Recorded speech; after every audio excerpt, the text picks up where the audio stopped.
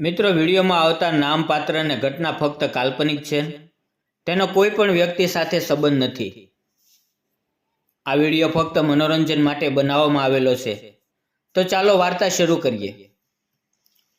મારા લગ્ન થયા બાદ મારા પતિને એક સ્ત્રી પ્રત્યે ખોટી આકર્ષણ લાગણી થવા લાગી. તેના ચક્કરમાં તેણે લાખો રૂપિયાની મિલકત બગાડી નાખી અને અંતે માનસિક રીતે બીમાર થઈ ગયા. અને પછી તે ક્યાં ગયા તેનો કોઈ પત્તો ન મળ્યો. હું રસ્તા પર આવી ગઈ. રહેવાનું ઘર પણ તેમણે વેચી દીધું હતું, જેથી હું બેઘર થઈ ગઈ. ત્યારબાદ હું સુરત ગઈ અને સિલાઈ મશીન પર કામ કરવાનું શરૂ કર્યું. મેં ભાડે એક ઓરડો લીધો હતો. એકવાર હું એક યુવાનના ઘરે સાંજે રોકાઈ હતી. તે સમયે ત્યાં માત્ર હું, એ યુવાન અને તેની નાની દીકરી હતા. દીકરી સૂઈ ગઈ હતી. બહાર અંધારું છવાઈ ગયું હતું. મિત્રો, મારું નામ રેખા છે. હું એક નાનકડા ગામમાં રહેતી હતી. મારું ઘર માટીનું બનાવેલું હતું અને ઉપર છાપરું હતું. હું દેખાવમાં ખૂબ જ સુંદર હતી અને તે સમયે મારી ઉંમર માત્ર 25 વર્ષની હતી. હમણાં જ મારું ભણતર પૂરું થયું હતું અને મારા પરિવારજનો મારી માટે સારો સંબંધ શોધી રહ્યા હતા. ગયા વર્ષે મારા લગ્ન એક સારા ઘરમાં થયા. મારા સાસરિયાના ઘરના બધા લોકો બહુ ધનિક હતા, પણ જે યુવાન સાથે મારા લગ્ન થયા હતા તેના માતા પિતા બાળપણમાં જ અવસાન પામ્યા હતા. તે એકલો જ રહેતો હતો. ઘરમાં ઘણી મિલકત અને મોંઘી ગાડીઓ હતી. મારા પતિનું નામ રુદ્ર હતું.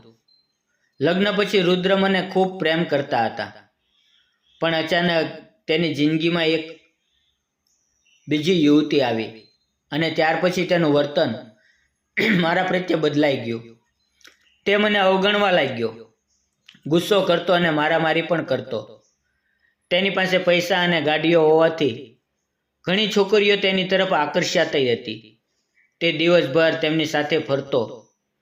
હવે તે પોતાના કામ તરફથી પણ બેદરકાર થઈ ગયો.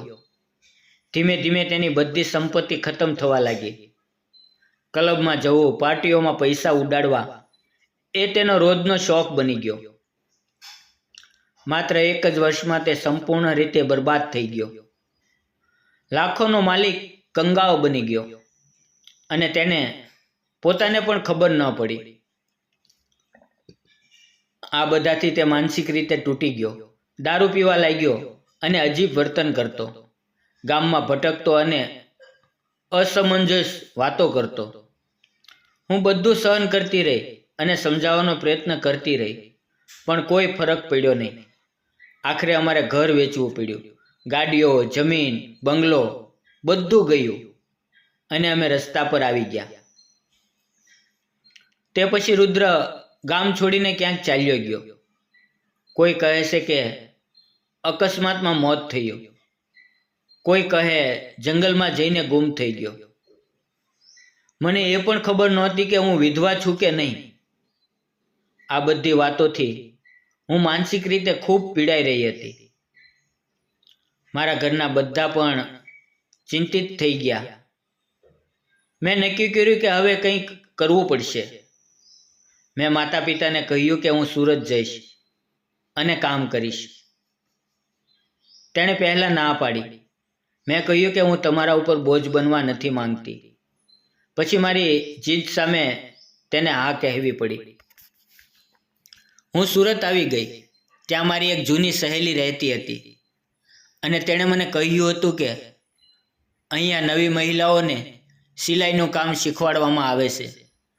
હું ત્યાં ગઈ અને મેં મારી બધી વાત જણાવી અને પછી તેણે મને કામ અપાવ્યું. શરૂઆતમાં માત્ર બટન લગાવવા, પાઇપિંગ કરવું જેવા નાના કામ મળતા. પછી ધીમે ધીમે હું મશીન ચલાવવાનું શીખી ગઈ. થોડા મહિનામાં જ હું બ્લાઉઝ, જમ્પર, ચૂડીદાર, નાની બાળકીઓના કપડાં આવું બધું બનાવવા લાગી. મેં ખૂબ જ મહેનત કરી અને કામ કર્યું. દિવસ રાત કામ કર્યું અને થોડા પૈસા બચાવીને પોતાનું સિલાઈ મશીન ખરીદી લીધું. હું ભાડાના નાના એવા ઓરડામાં રહીને આસપાસની મહિલાઓના કપડાં સીવવા લાગી. ધીમે ધીમે કામ વધતું ગયું. એક દિવસ એક યુવાન તેની 8 વર્ષની દીકરી સાથે મારા ઘરે આવ્યો. તેણે કહ્યું, મારી દીકરી માટે નાનું ફ્રોક સીવડાવવું છે. તેની દીકરીનું નામ વિદ્યા હતું. વાતચીત દરમિયાન તેને ખબર પડી કે હું વિધવા છું.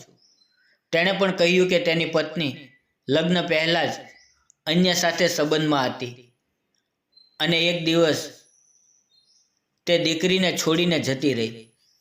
આ સાંભળીને મને ખૂબ દુઃખ થયું. મેં દીકરીને કેડબરી આપી અને કહ્યું કે દીકરા, તારું ફ્રોક 3 દિવસમાં તૈયાર થઈ જશે. તે ખૂબ જ ખુશ થઈ ગઈ અને કહેવા લાગી કે આંટી, એવું ફ્રોક બનાવજો કે સ્કૂલમાં કોઈએ પહેર્યું ના હોય. પછી તે જતા રહ્યા. ત્રીજે દિવસે તે આવ્યા. ફ્રોક જોઈને તે ખુશ થઈ ગઈ. મેં દીકરીને પહેરાવ્યું અને તેના પપ્પાને બતાવ્યું. તેમની આંખોમાં આંસુ આવી ગયા. તેણે મને પૈસા આપવાનો પ્રયત્ન કર્યો પણ મેં ના પાડી. એક દિવસ હું શાકભાજી લેવા માટે બજારમાં ગઈ અને જ્યારે બજારમાંથી હું પાછી ફરી રહી હતી ત્યારે મને એક કારે પાછળથી ટક્કર મારી. હું બેભાન થઈ ગઈ. જ્યારે આંખ ખુલી ત્યારે હોસ્પિટલમાં હતી. મારી પાસે વિદ્યા અને તેના પિતા સંજય બેઠા હતા. મારા પગમાં ફ્રેક્ચર થયું હતું. તેમણે મારી સારવારની બધી વ્યવસ્થા કરી હતી. 2 દિવસ પછી હોસ્પિટલમાંથી છૂટા થયા ત્યારે તેમણે કહ્યું કે હું તેમના ઘરે રહી જાઉં જેથી તે મારી સંભાળ લઈ શકે. હું તેની સાથે તેના ઘરે રહી ગઈ. સંજય પોતે જ ખાવાનું બનાવતા, મને અને વિદ્યાને ખવડાવતા. ધીમે ધીમે મારી તબિયત સુધરતી ગઈ. સંજયના સહાયથી હું ચાલવા લાગી. ધીમે ધીમે અમારા દિલોમાં એકબીજા માટે લાગણી પેદા થવા લાગી. એક દિવસ મેં કહ્યું કે હવે હું મારા ઘરે પાછી જઈશ અને થોડા દિવસ પછી તમારું હોસ્પિટલનું બિલ ચૂકવી આપીશ. તેણે કહ્યું કે જેમ તમે મારી દીકરીના કપડાના પૈસા નહોતા લીધા તેમ હું પણ બિલ નહીં લઉં. મારી આંખોમાં આંસુ આવી ગયા. અમારો સમય સાથે પસાર થતો રહ્યો. વિદ્યા મને પોતાની માતા સમજીને લગાવ કરતી હતી. એક દિવસ મેં સંજયને પૂછ્યું કે જો હું વિદ્યાની માતા બની જાઉં તો? તે આશ્ચર્યચકિત થઈ ગયો અને ખુશીથી માની ગયા. અમે જીવન સાથે ગાવાનો નિર્ણય કર્યો. મેં મારા ભાડાનો ઓરડો ખાલી કર્યો અને સિલાઈ મશીન લઈને સંજયના ઘરે આવી ગઈ. હવે અમે બંને કામ કરીએ છીએ અને વિદ્યા સાથે સુખી જીવન જીવીએ છીએ. હું વિદ્યાને માતાનો પ્રેમ આપું છું અને સંજય મને જીવન સાથીનો સ્નેહ આપે છે. અમે ત્રણેય સાથે ખૂબ ખુશ છીએ. મિત્રો, આ મારી નાની એવી કહાની તમને કેવી લાગી?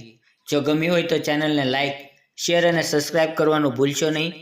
ફરી મળશું આવતીકાલે એક નવી વાર્તા સાથે. ત્યાં સુધી આવજો. ધન્યવાદ.